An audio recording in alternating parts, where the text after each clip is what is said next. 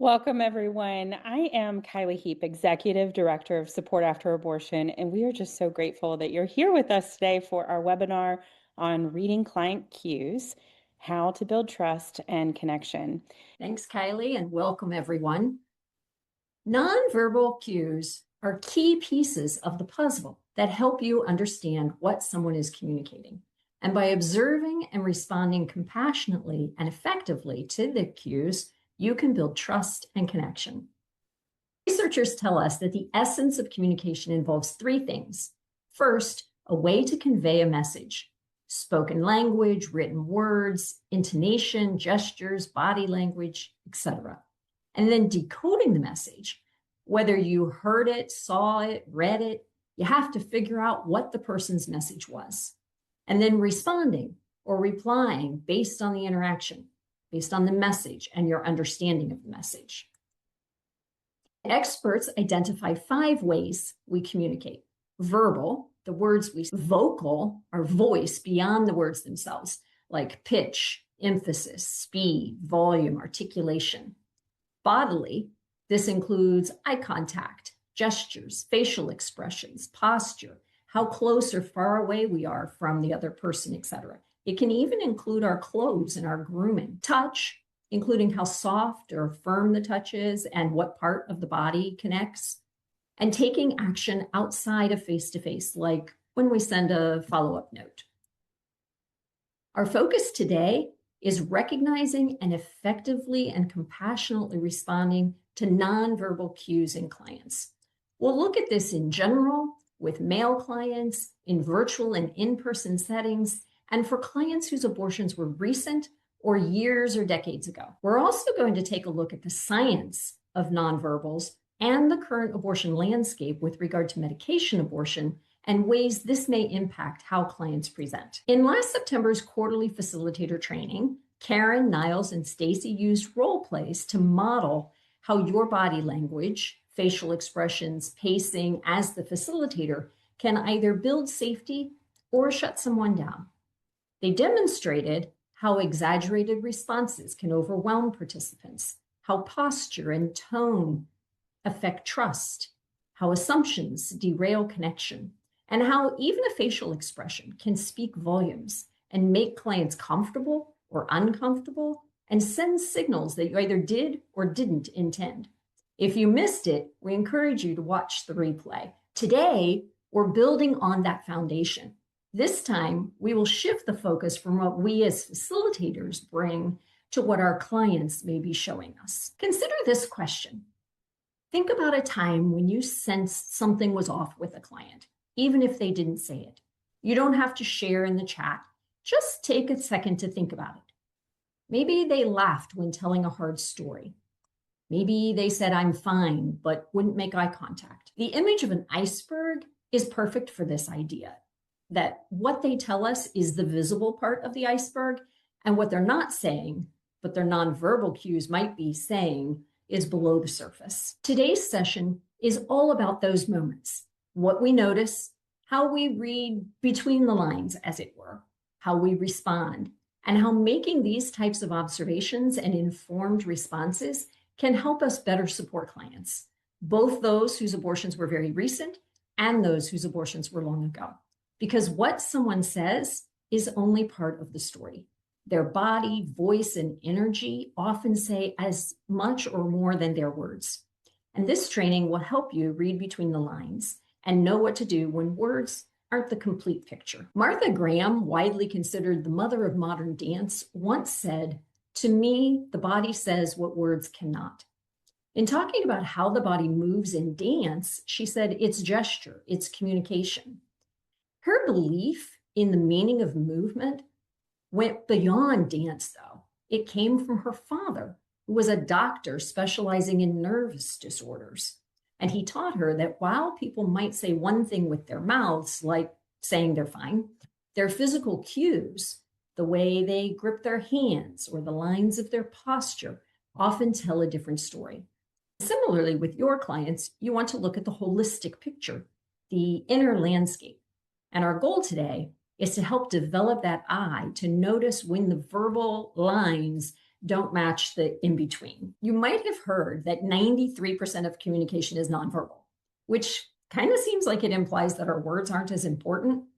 Maybe you've heard it called the 738-55 model, breaking down communication as 7% words, 38% tone of voice, and 55% body language.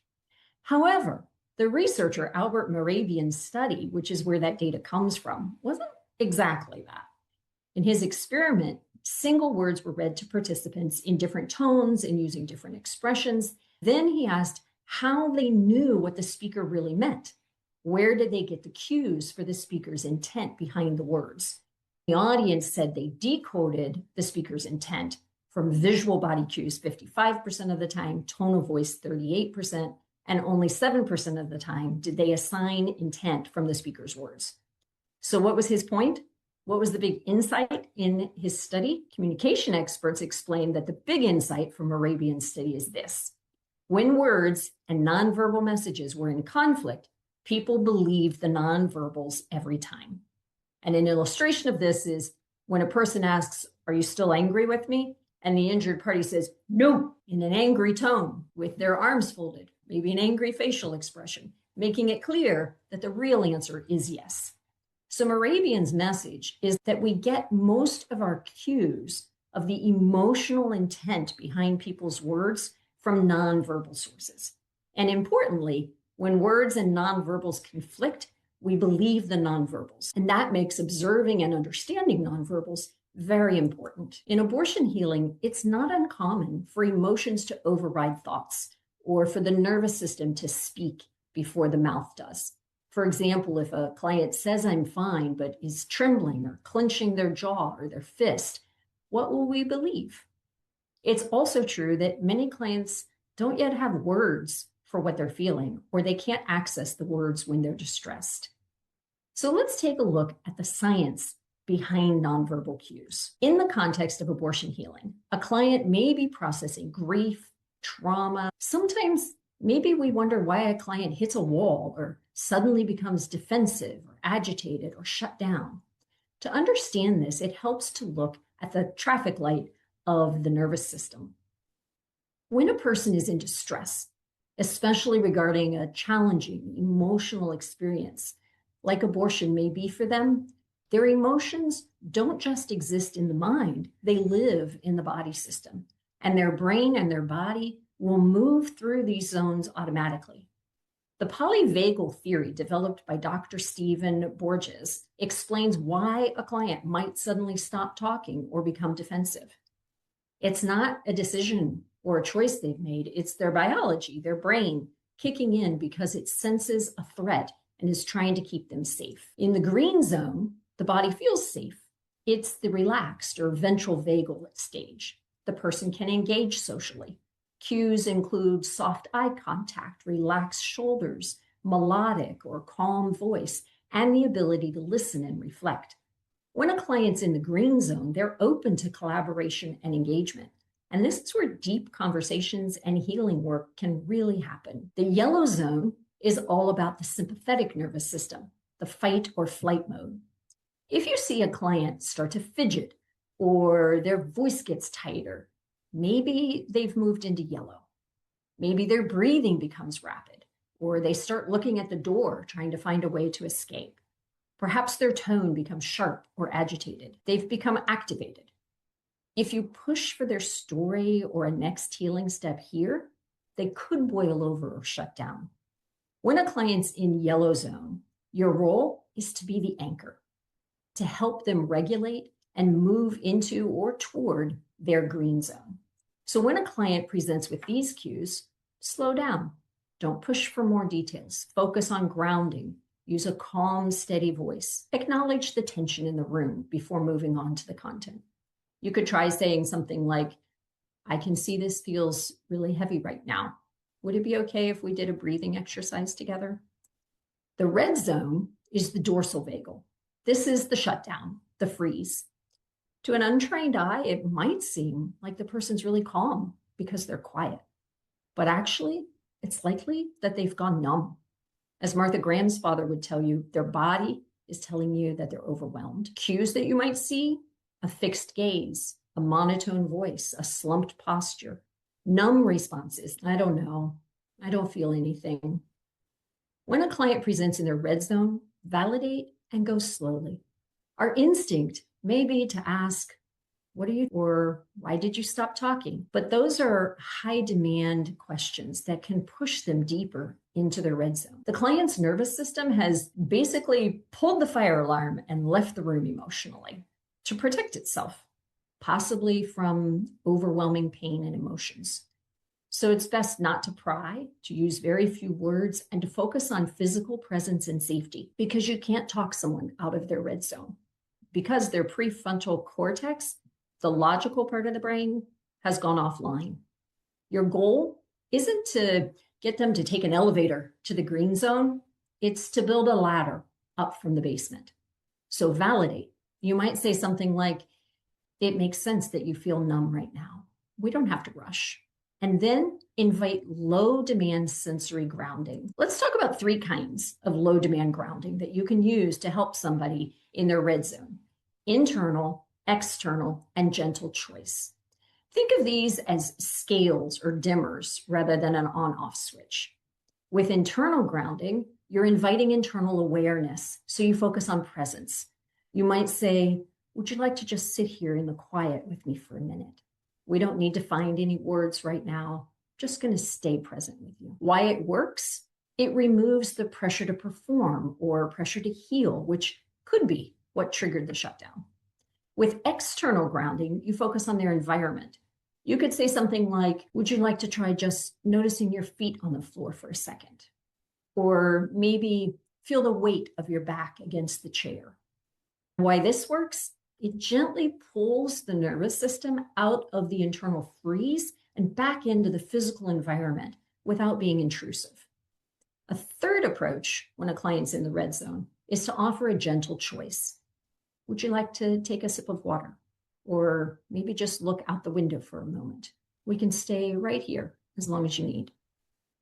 This works because trauma and pain often involve a loss of agency, and giving very small, low-stakes choices can help the nervous system to feel a sense of control again. When a person's in their red zone, they're in a state of functional collapse. Whether you use internal, external, or gentle invitation grounding, you're essentially holding out a hand or a ladder to help them climb from red to yellow and eventually back to green. Thinking about the 3 vagal nervous system zones is helpful. It's also good to remember that they aren't separate rooms with locked doors, and we don't just snap from one to the other. It's more like we're constantly sliding back and forth along a continuum throughout our day, even throughout a session.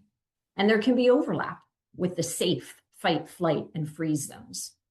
Each zone is led by a different part of our nervous system, but the common thread, the master controller managing them all, is the vagus nerve. Think of the vagus nerve as the information superhighway of the body.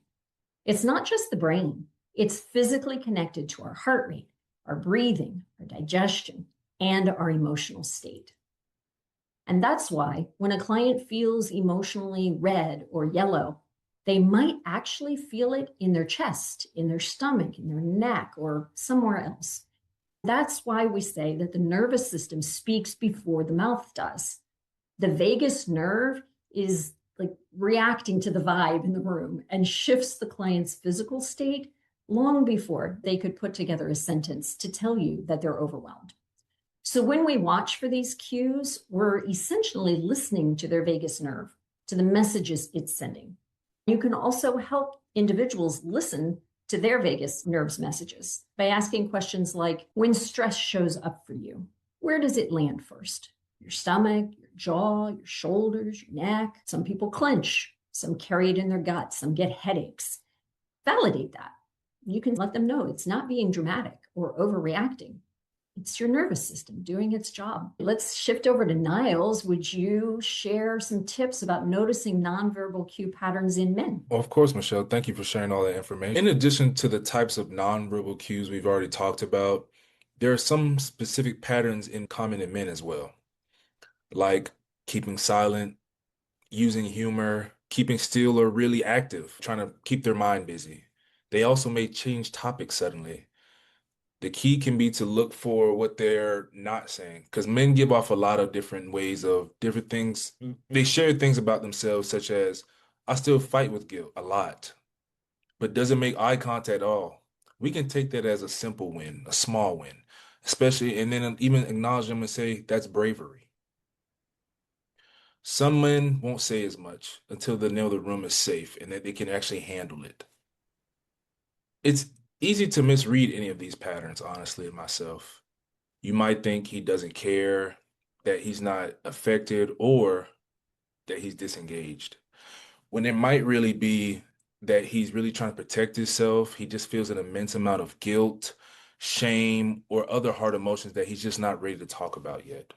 He might be holding it together and keeping it together as much as he can, simply so he can keep moving forward.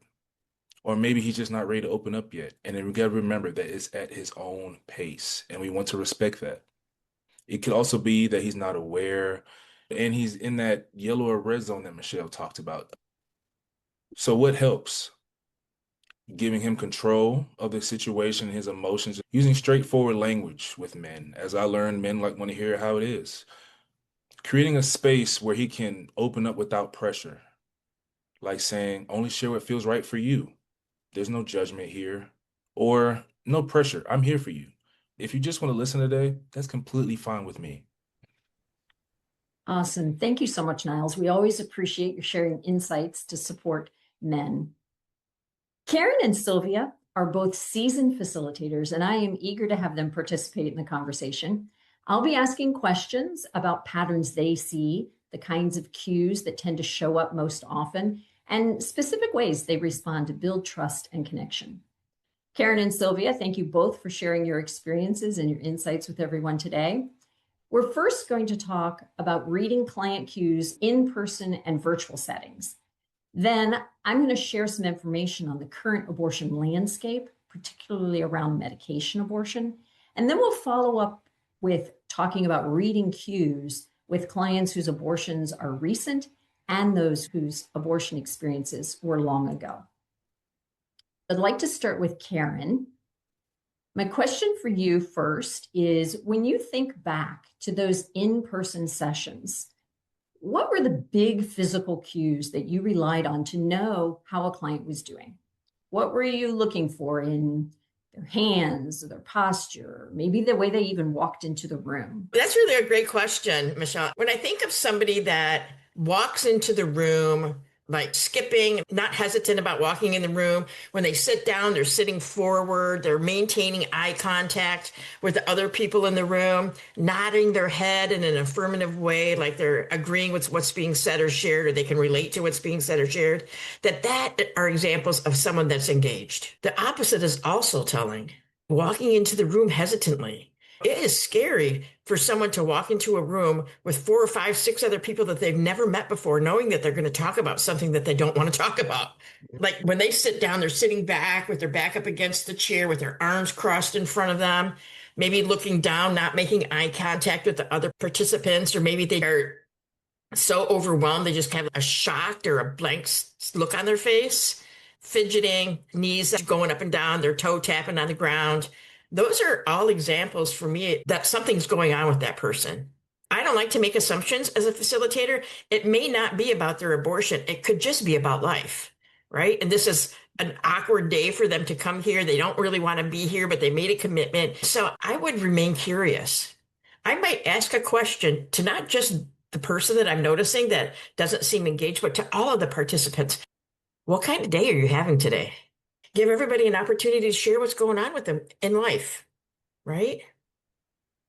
So that's how I would answer that question.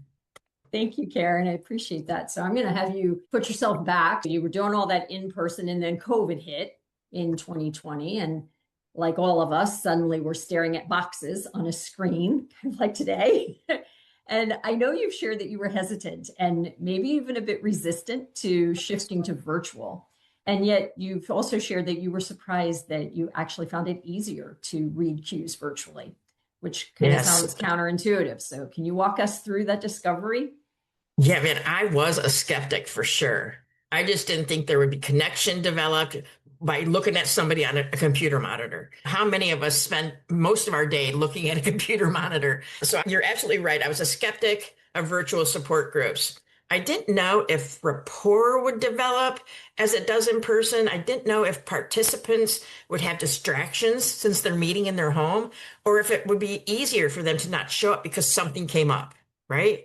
If you have of a commitment and you have to get in your car or somebody has to drive you to a location where you're going to meet with other people, I don't know. I don't know if it's easier or if it's more difficult. And what we found when we pivoted to virtual was just the opposite. Participants didn't have to travel to the location. It saved them time. And some of the participants don't have transportation, which made it difficult for them to do that. They didn't have to get a babysitter.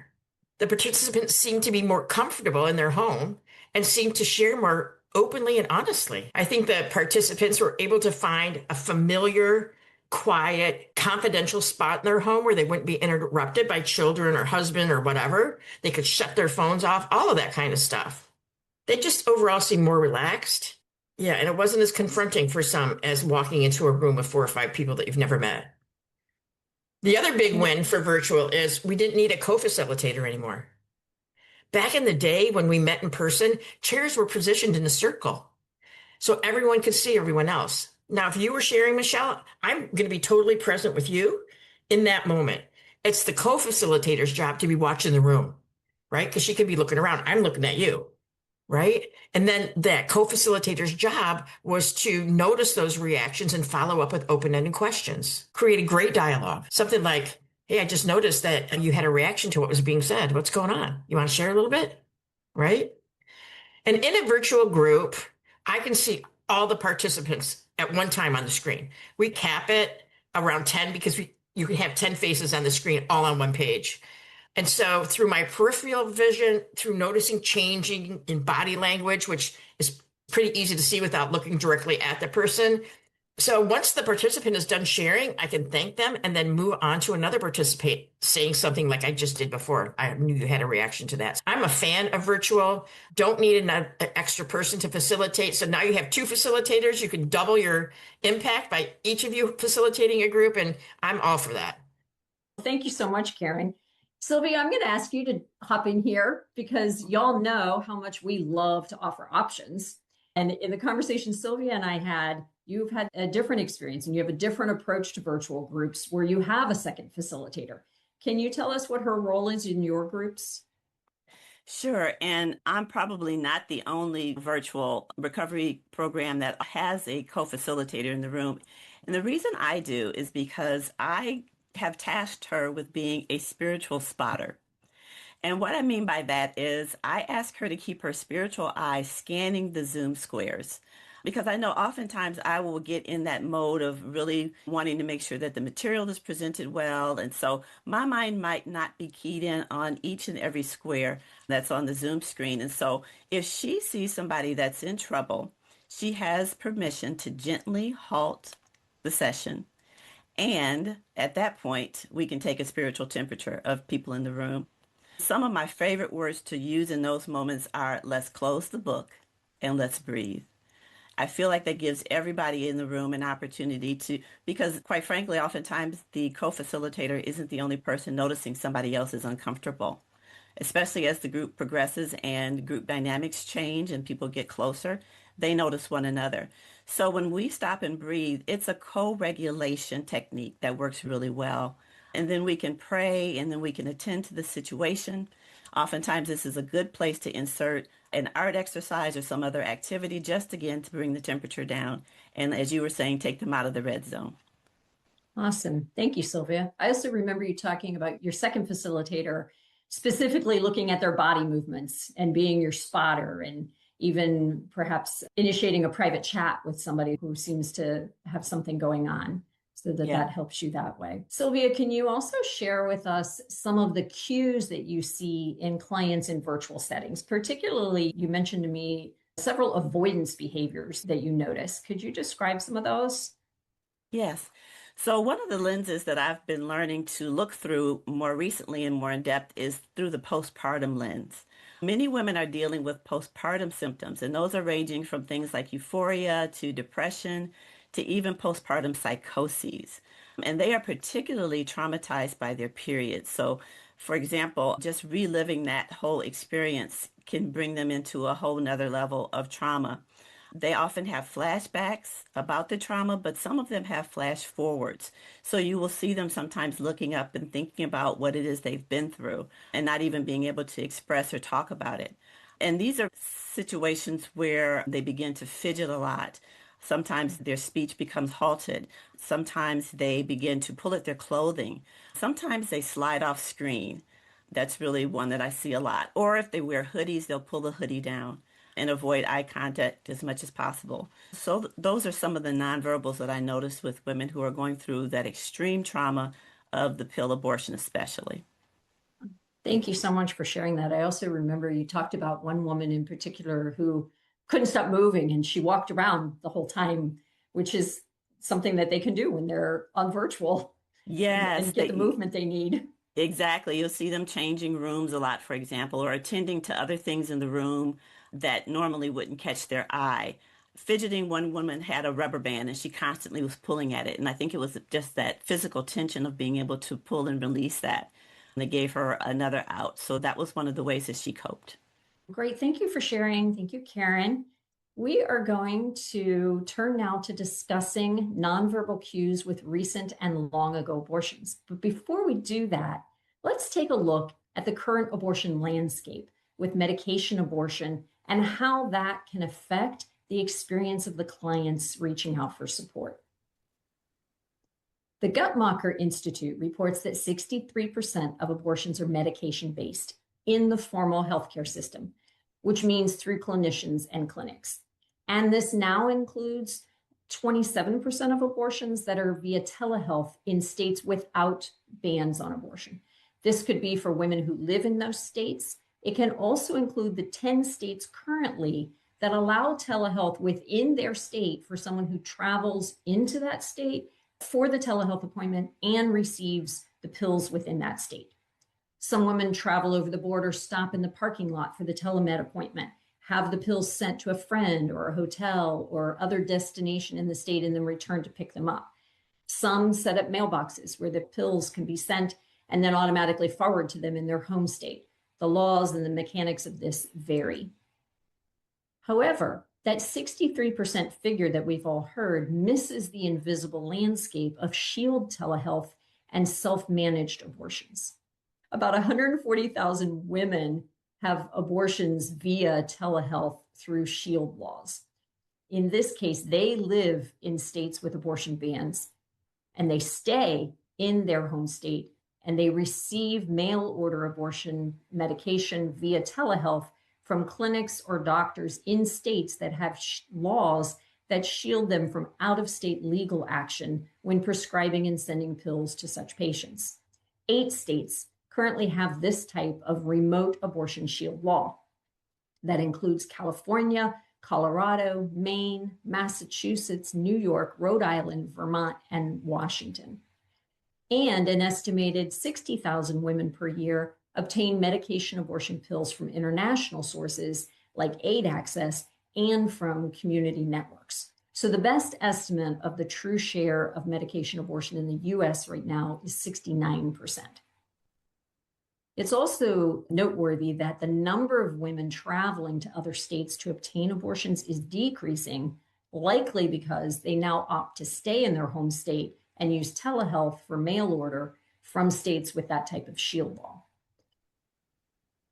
In terms of the client impact and the long-term versus recent abortions, medication abortion has now been legal in the US for 25 years. So clients seeking support may have experienced medication abortion years ago or very recently. And those whose abortions were very recent are very likely to have had a medication abortion. Let's take a look at the breakdown of medication abortion percentage by state as of 2023, the most recently available data. This will give you an idea of your client's experiences in your state as well as the country overall.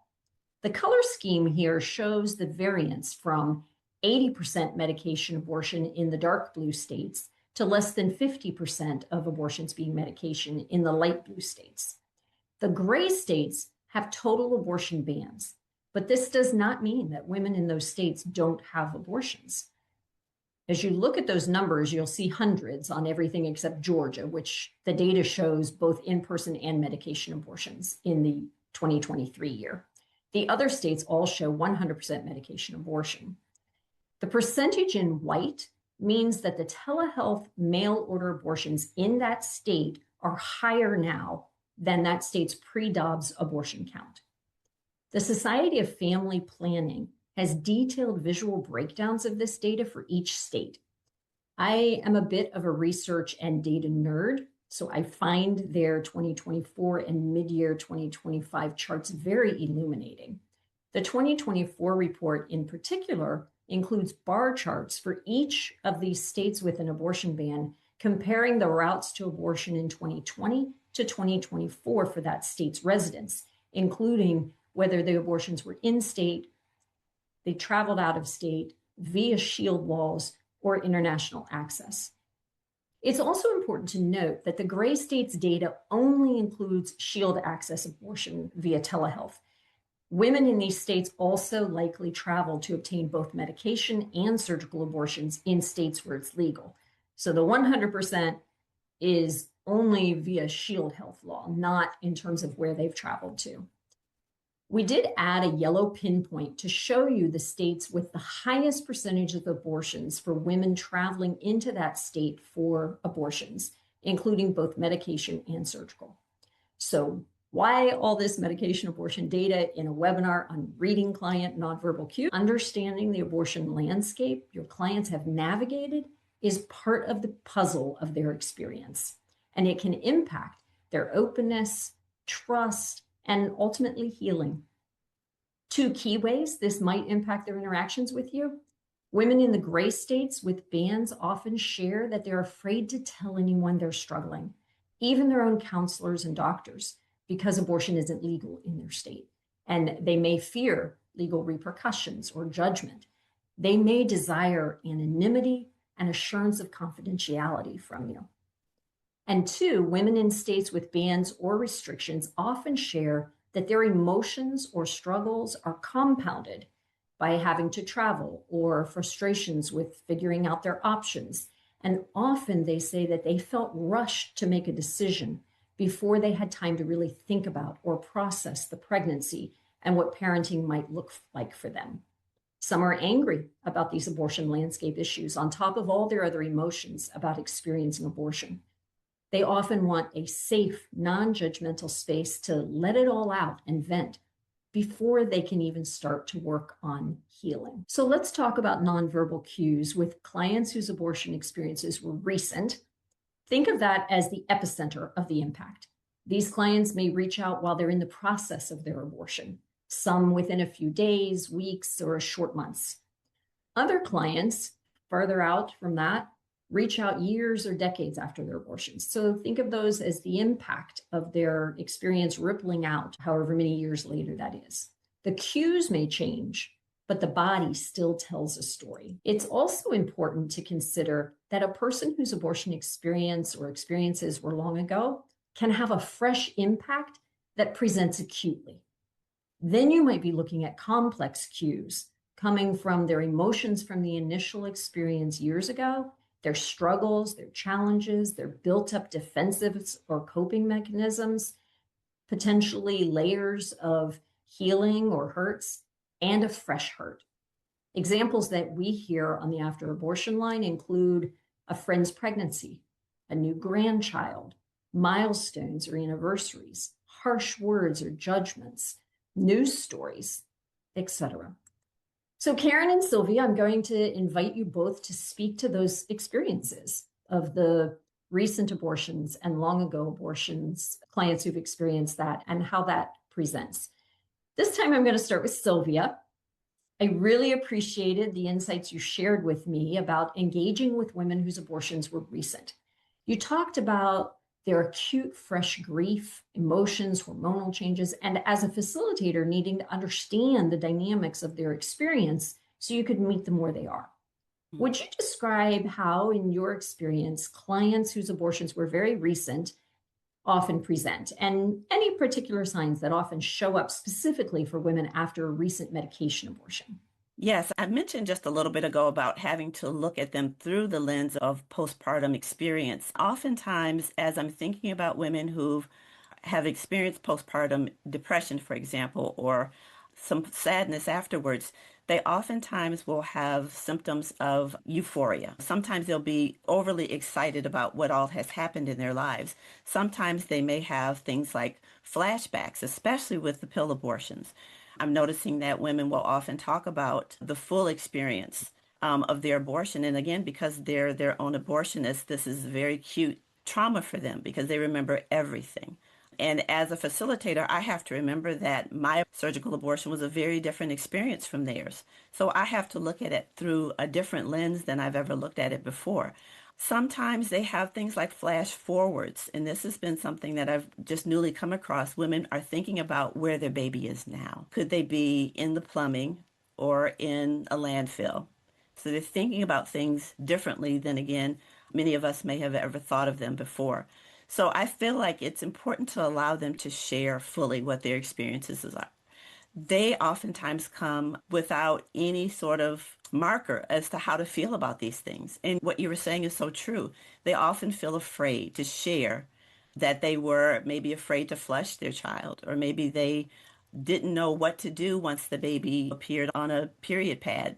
They were just at a loss because they were not at all prepared to deal with the abortion and to do it themselves. Thank you for sharing those experiences, the difficulties that women are having. You had talked about some of the manifestations that you see, like a lot of crying, eye contact. Could you speak to some of those types of things that you see in the Zoom call or in the room? I know you do mostly virtual. What are some of the cues that you pick up on in their nonverbals? Some of the nonverbals, again, just the inability sometimes to even have a conversation. Some of them are just re-traumatized by talking, and giving them that opportunity to just be silent and to not share is a gift. Some of them, when they, and this more is about the talking portion of it though, is some of them are very traumatized when talking about their menstrual cycles. That has been a trigger for them. That has been one that's very difficult for them to overcome. Oftentimes they will not engage in a group. These are some of my clients that I choose to do as one-on-one because they just are not group ready. They do not do well, even sometimes with women who've also had pill abortions. They just need that individual time to either be quiet or to talk. And so having that as an option for those women, I think is really important. That's a great point, Sylvia. I also remember you talking about that they struggle with showing up. And my favorite thing you said was, don't take it personally and Yes. offer grace. Yes, we would think, oh, maybe they're ghosting me, or maybe they're just not ready. Maybe they're just not ready. And that's an opportunity for us to then lead in a different way. We talked a little bit, and probably will hear in a minute, about texting and why that can be so important in gaining trust and building a safe zone for them. No, don't take it personally. Don't take it as if you need to write that person off. Take it as if they need the grace that we would all want to have in that situation. Wonderful. Thank you, Sylvia. Niles, I'd like to ask you to pop in here because Sylvia's been talking about the experiences that women encounter after medication abortion. And I know you have a personal experience with your partner having gone through that. So could you speak to what it can be like for a man when his partner has a medication abortion, and then also what nonverbal cues providers might see in men? Of course. Thank you, Michelle, for that question. Also, thank you for all that information as well, Sylvia. With my personal experience when it came to medication abortion, I realized that it happens in a real time and in shared spaces that you can't predict. Just from my story, I won't go into it much, but men may witness significant pain, bleeding, and I think a lot of it is just uncertainty. And I'm just speaking from his personal experience and other men that may have lived through the same thing. And for many, it's the first time they realize they can't fix or protect the person they care about. And as we know, men, we're supposed to be the protectors, the soldiers, all these things. And in that moment, you're not those. That's what I felt. And internally, men often can feel a mix of guilt, responsibility, grief, and confusion. But those emotions aren't expressed out loud, as we know with men. We're going to put that face up that wall and walk out the door. Cultural expectations around masculinity could push other men to really say things such as be strong or move on or even stay quiet, even when something has clearly shifted inside them. And then just to speak to providers, I think cues to watch for could include emotional withdrawal, which with men you can see a little bit because men don't share emotions much at all anyway. Over functioning, as I mentioned before, just trying to stay busy and just keep your mind going.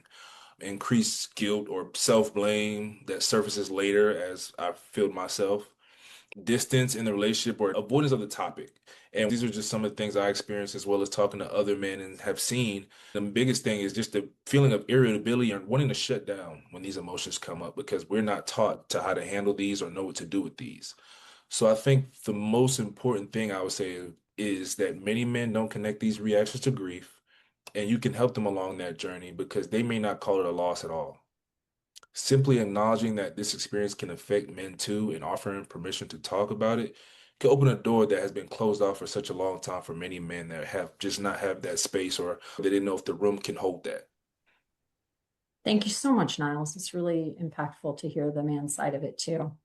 Sylvia, before we shift over to Karen and longer ago abortion experiences, I'd just like you to briefly talk about, you alluded to texting, and I thought that you had some really great tips for texting and how huge texting is with younger clients and clients whose experiences are recent. Could you just dig into that a little bit and share some of your tips for providers?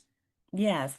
I think I'd mentioned that talking verbally about the situation can oftentimes re-traumatize clients. Just recognizing that this generation talks through texting. And so being available to them via text, I think, has been a real way to build a safety net for them. It's oftentimes an opportunity for them to share information that they wouldn't share face to face or on the Zoom screen. It's also an opportunity for me to use sort of a high touch approach where even without them soliciting, I may ask them if it's okay, but I will send them things like songs or sermon notes maybe, or the word. I may send them even a verbal voicemail to let them know that they're thought about, to let them know that I'm praying for them, to let them know that they are not alone.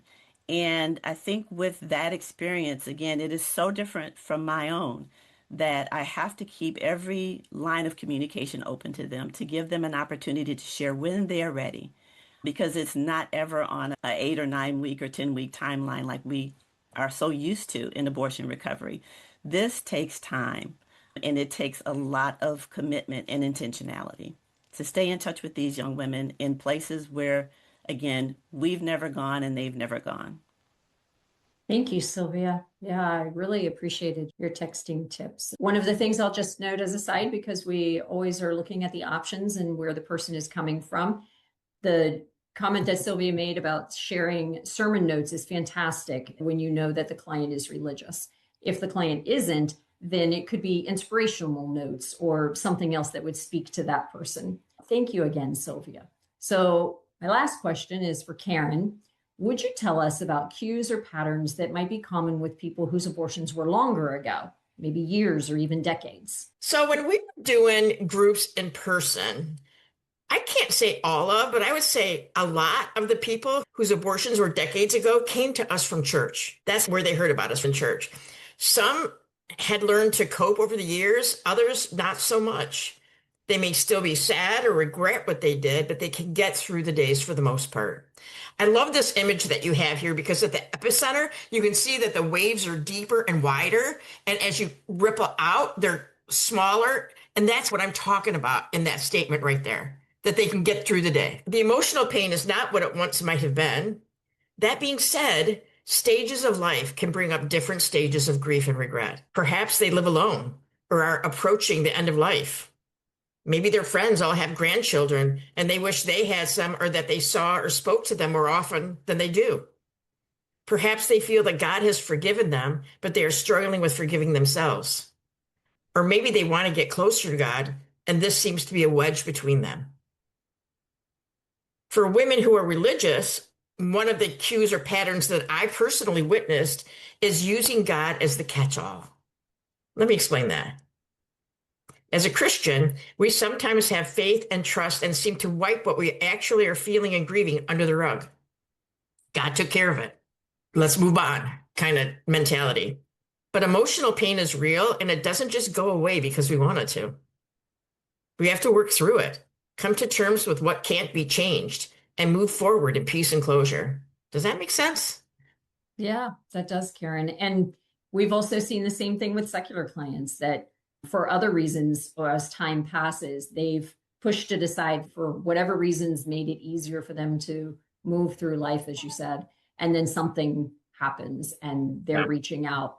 I think the farthest one was maybe 70 years after the abortion, someone had reached out. I want to thank Sylvia and Karen and Niles too for sharing all of your insights with us.